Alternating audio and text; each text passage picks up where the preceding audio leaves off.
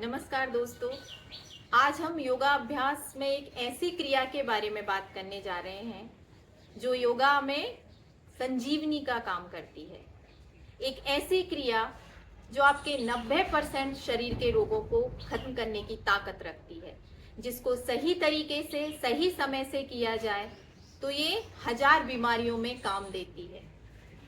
आपको सोराइसिस है, गर्भाशय में ब्रेस्ट में कोई सिस्ट है, इनफर्टिलिटी की समस्या है, कॉन्स्टिपेशन की समस्या है, डाइजेशन से रिलेटेड कोई समस्या है, स्ट्रेस है, एंजाइटी है, हर चीज में ये रामबाण है। योगा की कोई भी क्रिया कभी भी निरर्थक नहीं होती, इसे किसी प्रमाण की जरूरत नहीं होती है। ये साइंस भी आज प्रूफ कर रहा है, ये सदियों से हमारे ऋषि मुनि बताते आ रहे हैं। आज हम जिस क्रिया के बारे में बात कर रहे हैं वो क्रिया है कपालभाति। आप में से काफी सारे लोग इसको समझते और जानते भी होंगे, लेकिन मेरे पास काफी समय से क्वेश्चंस आ रहे थे कि इसको कैसे करना चाहिए, कितना करना चाहिए, कपालभाति क्रिया करने के लिए सबसे अच्छा समय कौन सा है, इसे कितना करना चाहिए, किसी बीमारी में किसी समस्या में कैसे करना चाहिए और ये होती क्या है। तो आज मैं आपके इन्हीं सवालों के जवाब लेके आई।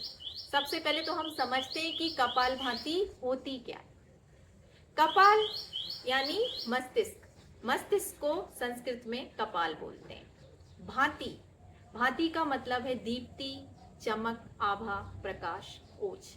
जो आपके कपाल को, आपके मस्तिष्क को प्रकाश से भर दे, ज्ञान और ऊर्जा के, आपके मुखमंडल को आभा से भर दे, आपके शरीर को ओज और तेज से प्रकाशित कर दे, वो क्रिया है कपालभाति।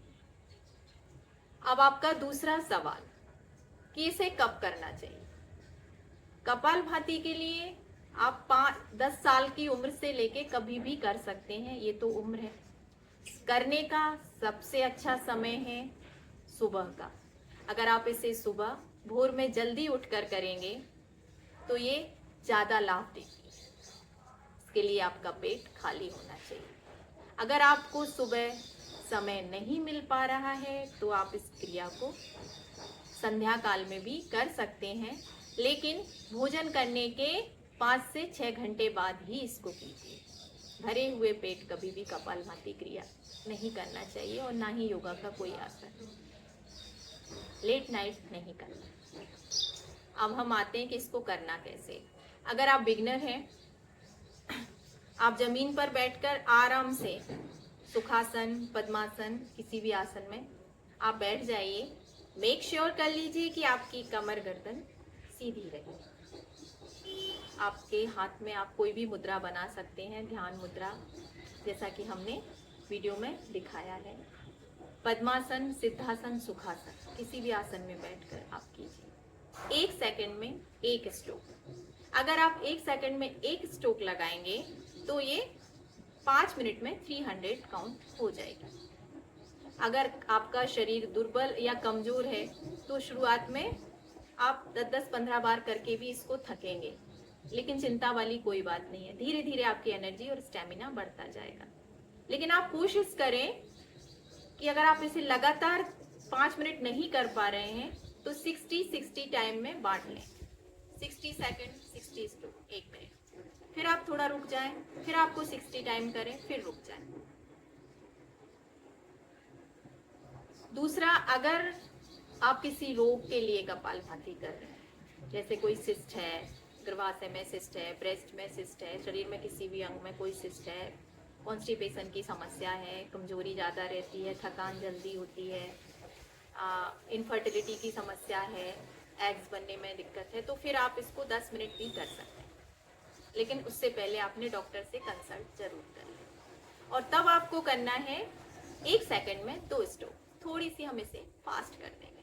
आसन वही रहेंगे और इसको कुछ इस तरह से करना है। 1 सेकंड 2 स्ट्रोक। अगर आपको साइनोसाइटिस की समस्या है, आपका एक नोस्ट्रिल बंद रहता है, आपको बार बार सर्दी जुकाम होता है, आपके शरीर में हीट ज़्यादा रहती है, तो हम कपालभाति को कुछ इस तरह से भी कर सकते हैं। अगर आपके शरीर में गर्मी ज़्यादा है तो आप अपना राइट नोस्ट्रिल क्लोज कीजिए, इसे चंद्र नाड़ी में करेंगे और लेफ्ट से ब्रीथ आउट करते हुए कुछ इस तरह, जैसा कि हम आपको वीडियो में दिखा रहे हैं। आपको राइट नोस्ट्रिल क्लोज करना है, लेफ्ट से ब्रीथ एक्सेल करना है। ये आप 20-20-20 के काउंट के 2 से 3 सेट कर सकते हैं। अगर आपको हाई बीपी रहता है तब भी आप ये चंद्र नाड़ी में ही करें, ये बहुत लाभकारी है। लेकिन 1 सेकंड में 1 स्ट्रोक आराम से शांत मन से देखिए। किसी किसी के शरीर में शीत ज़्यादा रहती है, ठंड ज़्यादा रहती है, बार बार सर्दी जुकाम हो रहा है, कफ हो रहा है, जल्दी जल्दी शीत बैठ जाती है, तो अगर उसके लिए आपको करना है तब आपको सूर्य नाड़ी के साथ कपालभाति करना है। इस क्रिया में आपको आपका लेफ्ट वाला नोस्ट्रिल कुछ इस तरह बंद करना है और राइट से ब्रीथ एक्सेल करना है। ये भी आप 20-20-20 काउंट के 3 सेट कर सकते हैं। कमर गर्दन सीधी रहे। अगर आप जमीन पर सुखपूर्वक नहीं बैठ पा रहे हैं तो आप इसको चेयर पर बैठ के भी कर सकते हैं, पर कंडीशंस वही है कि आपकी कमर गर्दन सीधी होनी चाहिए। शांत मन से करें।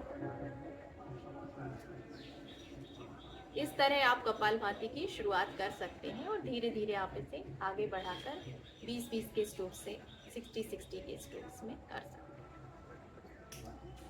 लेकिन चंद्र नाड़ी और सूर्य नाड़ी के साथ जब भी आप करें तो इसे 1 मिनट से ज़्यादा ना करें। कोई बीमारी, कोई तकलीफ है तो सबसे पहले अपने डॉक्टर से सलाह लें। इसे रेगुलर करें, डिसिप्लिन के साथ करें। चमत्कारी क्रिया है, 1 दिन में कुछ भी नहीं होता है, कम से कम 1 महीने तो आप इसको रेगुलर और शांत मन से करें। मुझे लगता है कि आपको आपके सारे सवालों के जवाब लगभग मिल चुके होंगे। बस एक और मैं अपनी तरफ से आपको बता दूं कि अगर आप योगा का कोई भी अभ्यास कर रहे हैं तो उसके लिए आप कॉटन मैट यूज़ करें तो वो ज़्यादा अच्छा रहता है। पानी खूब पिएं, अपनी सेहत का ध्यान रखें, अपने मन और तन को खुश रखें, योगा करते रहें। धन्यवाद।